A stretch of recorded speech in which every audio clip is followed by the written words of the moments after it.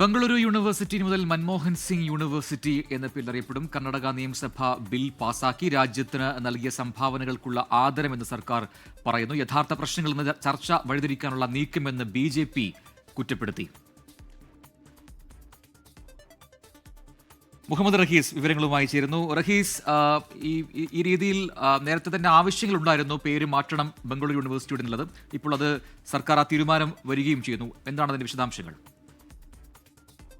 പ്രജിൻ, നേരത്തെ തന്നെ ഈ സംസ്ഥാന മന്ത്രിസഭാ യോഗം കൂടി ഇത്തരത്തിൽ പേര് മാറ്റുന്നതിന് ഔദ്യോഗികമായിട്ട് അവർ ഒരു തീരുമാനമെടുത്തിരുന്നു. അതിന് പിന്നാലെ ഈ കർണാടകയിലെ കഴിഞ്ഞ ബജറ്റിൽ ഇത്തരത്തിലൊരു ആശയം മുന്നോട്ട് വെക്കുകയും ചെയ്തിരുന്നു. അല്ലെങ്കിൽ പേര് മാറ്റുമെന്നുള്ള കാര്യം അനൌദ്യോഗികമായിട്ട് ബജറ്റ് പ്രസംഗത്തിനിടെ ഒരു സൂചന കൂടി വന്നിട്ടുണ്ടായിരുന്നു. പക്ഷെ അതിന് പിന്നീട് ഒരു ഡെവലപ്മെന്റും ഉണ്ടായിരുന്നില്ല. അതിനുശേഷമാണ് ഇപ്പോൾ കർണാടക നിയമസഭയിൽ ഇത്തരത്തിലൊരു ബില്ല് അവതരിപ്പിച്ച് അത് സർക്കാർ പാസ്സാക്കിയിരിക്കുന്നത്. കർണാടക സ്റ്റേറ്റ് യൂണിവേഴ്സിറ്റി ആക്ട് 2000 പ്രകാരമാണ് ഈ ബില്ലിന് മാറ്റം കൊണ്ടുവരുന്നത്.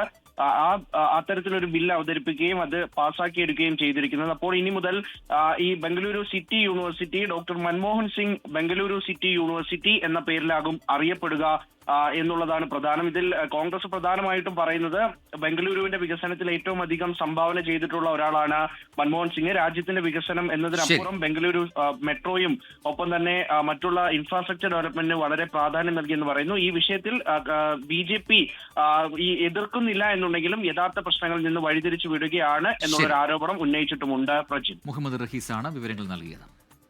ലോകത്തെവിടെയായാലും ഏത് സമയത്തും 24 വാർത്തകളും ഓഗ്മെന്റഡ് റിയാലിറ്റി പാക്കേജുകളും എക്സ്പ്ലെയിനറുകളും വിശദമായി കാണാൻ ഞങ്ങളുടെ YouTube ചാനൽ നിങ്ങൾക്ക് സബ്സ്ക്രൈബ് ചെയ്യാം.